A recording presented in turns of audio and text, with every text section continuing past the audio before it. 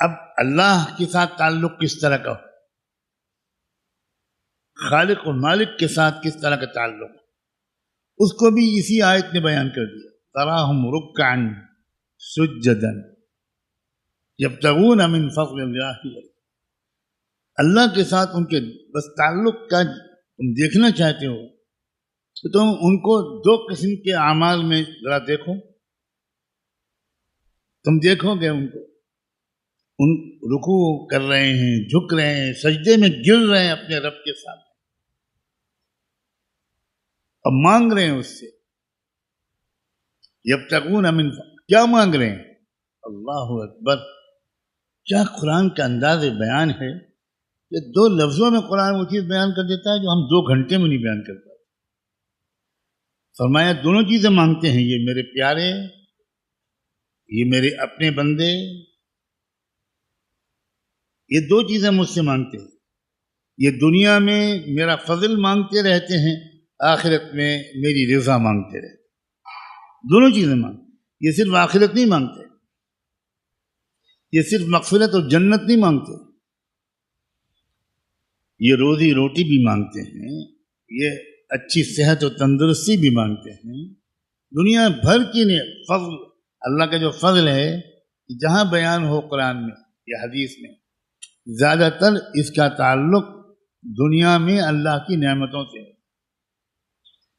جب آپ مسجد میں آتے ہو تو دعا پڑھتے ہو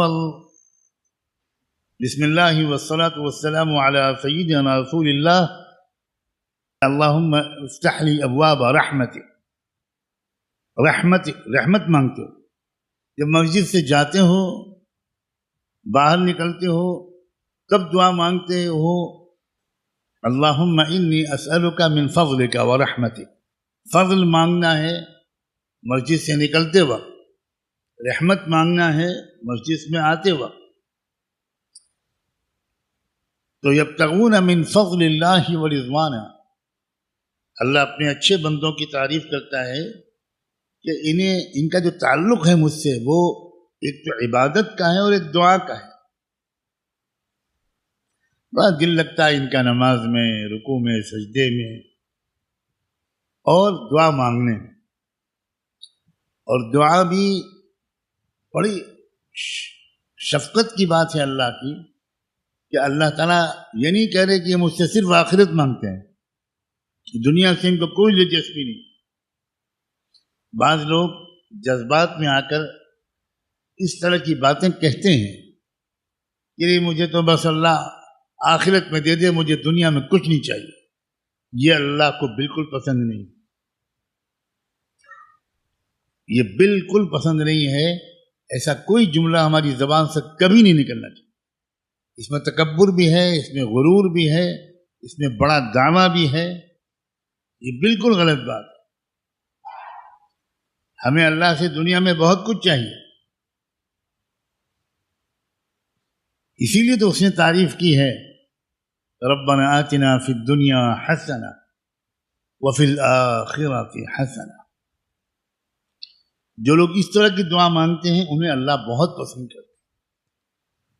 یہ کہنا کہ ہمیں دنیا میں کچھ نہیں چاہیے، یہ خالی ایک جھوٹا اظہار ہے. اگر 1 منٹ کے لیے اللہ آنکھوں کی روشنی چھین لے تب پوچھیں گے تم سے کہ تم یہ کہہ سکتے ہو کہ ہمیں دنیا میں کچھ نہیں چاہیے؟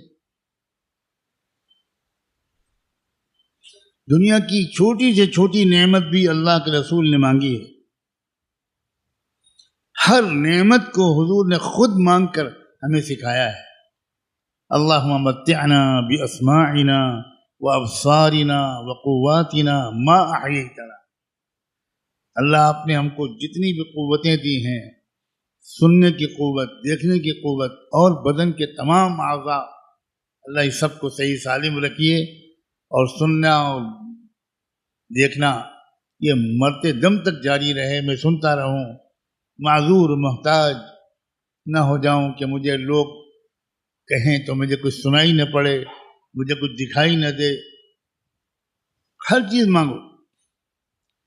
اتنی چھوٹی چیز کہ آپ نے فرمایا کہ تمہارے چپل کا تسمہ اگر ٹوٹ جائے تو اس کو ٹھیک کرانے کے لیے باہر جانے سے پہلے اللہ سے چپل کے تسمے کی دعا مانگو، کیونکہ یہ جو دعا ہوتی ہے یہ دل کے اللہ کے تعلق کی علامت ہے. کتنا تعلق ہے اللہ سے، کتنا یقین اللہ پر ہے، کتنی امید اللہ سے. جتنا زیادہ ہوگا اتنا وہ بندہ ہر چیز اللہ سے مانگے. جیسے چھوٹا بچہ وہ ہر چیز اپنی امی سے مانگتا ہے، جو چیز امی کے پاس نہیں ہوتی وہ بھی امی سے مانگتا ہے، اور ماں اس کی معصوم قسم کی باتوں پر ناراض نہیں ہوتی، اسے اور پیار آتا ہے. کوئی ایسی چیز ہے ہی نہیں جو اللہ کے پاس نہ ہو. تو اس آیت میں جو چیزیں یہ ہیں نمونہ ہمارے لیے،